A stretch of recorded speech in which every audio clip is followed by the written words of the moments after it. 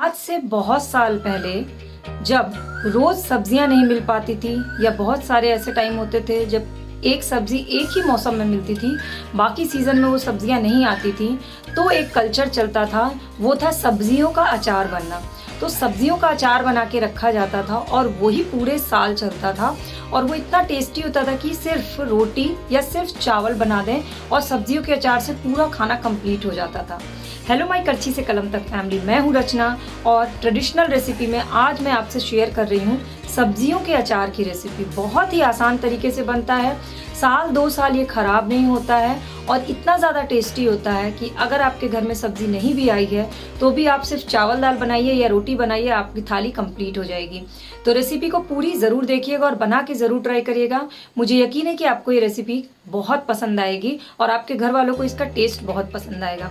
तो चलिए शुरू करते हैं सब्जियों का अचार बनाना। तो सब्जियों का अचार बनाने के लिए सबसे पहले सीज़न की जो मेन हरी सब्जियां हैं वो आप ले लीजिए। जैसे मैंने लिया है बोड़ा, कुंदरू, भिंडी, परवल, बैंगन, टमाटर, हरी मिर्च, करेला, लौकी, लहसुन, अदरक। इसे धुल करके धूप में 1 घंटे के लिए सुखा दीजिए या फिर आप कपड़े पे इसे रख करके पंखे में भी सुखा सकते हैं, क्योंकि ये सब्जियों का अचार हमारे प्राचीन भारत में बरसात के मौसम में बनता था जब सब्जियां इजीली नहीं मिलती थी।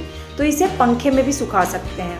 अब सारी सब्जियों को कपड़े से पोंछ के पंखे में सुखा लिया है और इसे छोटे छोटे पीसेस में कट कर लिया है। सब्जियों का अचार जब भी बनाते थे तो सब्जियों को बड़े छोटे छोटे टुकड़ों में काटा जाता था ताकि सब्जियां जो है वो वेस्ट ना हो और सबको ईजिली सर्व की जा सके। जब आप इतिहास में इस बारे में पढ़िएगा तो आपको ये पता चलेगा कि ये सारा खाना, ये जो सब्जियों का अचार रेसिपी है, ये घर से निकल के आया। मतलब किसी शाही खाने का ये पार्ट नहीं था और ना ही ये स्ट्रीट फूड का हिस्सा था, बल्कि ये घर पर किया गया, इजाद किया हुआ सब्जियों का अचार था। ज़्यादातर लोग पूस के महीने में यानी जाड़े के दिनों में सब्जियों का अचार बनाते हैं जब गोभी, गाजर, मूली मिलती है, लेकिन प्राचीन भारत में सब्जियों का अचार बरसात के मौसम में बनता था बिना धूप के और बहुत ही टेस्टी होता था। मैंने इसमें थोड़ा सा ट्विस्ट डाला है ताकि ये और ज़्यादा टेस्टी हो। और उस समय जिस समय ये बनाया जाता था उस समय इतने मसाले, इतनी सारी टेक्निक्स अवेलेबल नहीं थी, लेकिन अब हमारे पास है तो हम इसमें ट्विस्ट के साथ बनाएंगे। तो चलिए, बातों बातों में मैंने सारी सब्जियों को कट कर लिया है। करेला, परवल, लौकी, नींबू, बैगन, बोड़ा, कुंदरू, टमाटर का इस तरह से बीज का जो पार्ट है, बीज वाला हिस्सा, उसे निकाल दीजिएगा क्योंकि इसमें पानी होता है, रस होता है, तो ये उतना अच्छा नहीं लगता है। और इसको इस तरह से कट कर लीजिएगा। आप चाहें तो और छोटे पीसेस भी टमाटर के कर सकते हैं।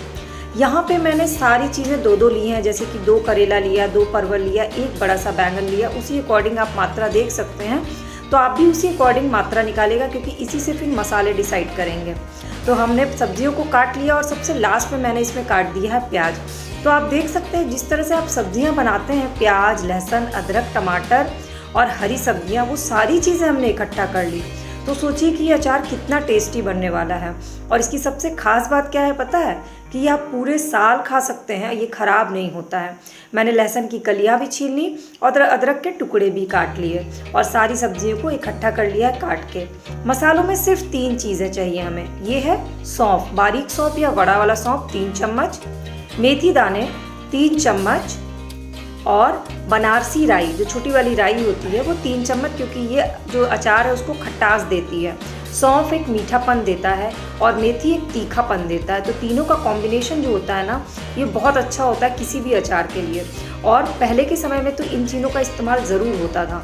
अब इसका दरदरा पाउडर बना लीजिएगा, बहुत महीन नहीं, क्योंकि मैंने कहा ना कि ये हमारी लॉस्ट रेसिपीज़ में से एक है। तो पहले इसे सिलबट्टे पर या इमामजस्ते में कूटा जाता था, इसीलिए मैंने भी इसे दरदरा कूटा है। अब एक कढ़ाई चढ़ाइए और कढ़ाई में डालिए 2 चम्मच सरसों का तेल। जब भी कोई अचार बनाते हैं तो उसमें मस्टर्ड ऑयल यानी कि सरसों के तेल का इस्तेमाल करना चाहिए।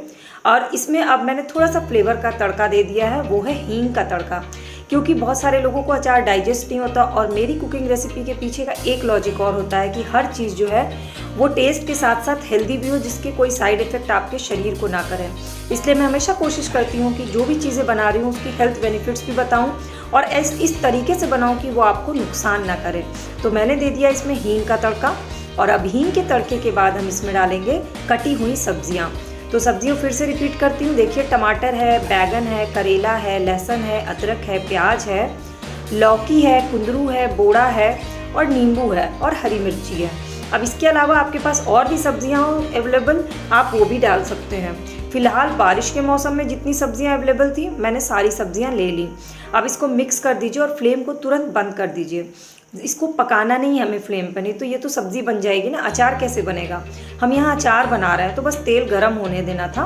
अब मैंने फ्लेम को बंद कर दिया है और फ्लेम को बंद करने के बाद हम इसमें डालेंगे मसाले जो हमने पीसे थे, सौंफ, मेथी और बनारसी राई। लेकिन अभी कुछ इंपॉर्टेंट चीज़ें डालना इसमें बचा हुआ है, तो जब तक मैं वो डालने की तैयारी करती हूँ आप फटाफट से इस वीडियो के नीचे लाइक बटन दिया है उसे ज़रूर प्रेस करिए और इसे अपने फ्रेंड्स एंड फैमिली से शेयर करना मत भूलिएगा। उन्हें भी ये बहुत इंटरेस्टिंग लगेगा, बहुत टेस्टी लगेगा। नमक 3 चम्मच, जिस चम्मच से हमने सारी चीज़ें ली उसी चम्मच से मैंने नमक डाला। नमक थोड़ा एक्स्ट्रा इसलिए लगता है क्योंकि अचार को प्रिजर्व करने का काम जो है वो नमक करता है।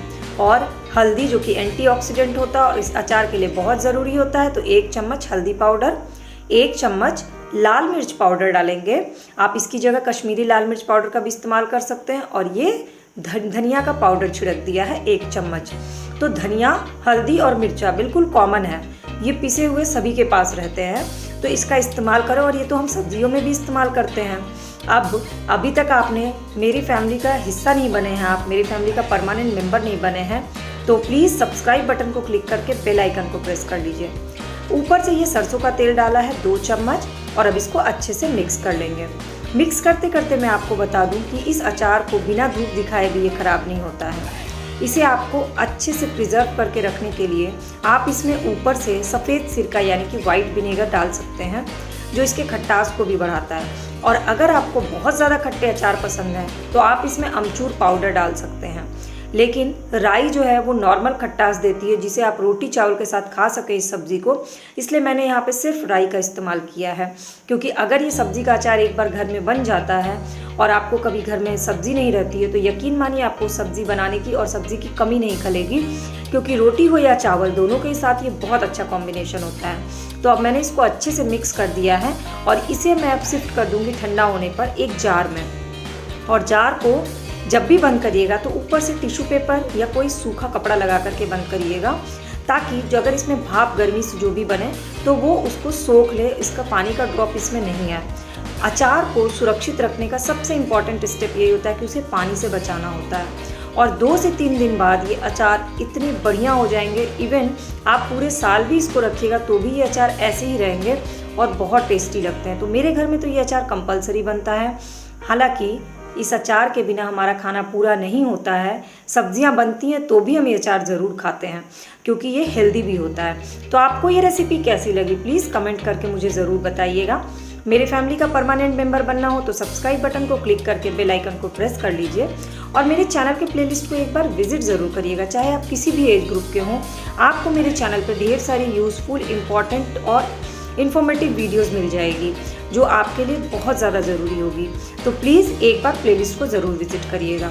आप बताइए आपको ये रेसिपी कैसे लगी, क्योंकि मैं डाल रही हूँ इसमें सफ़ेद सिरका यानी कि वाइट विनेगर 1 चम्मच और इसे बंद कर दूँगी। वाइट विनेगर डालने का एक और फ़ायदा होता है कि अचार लंबे समय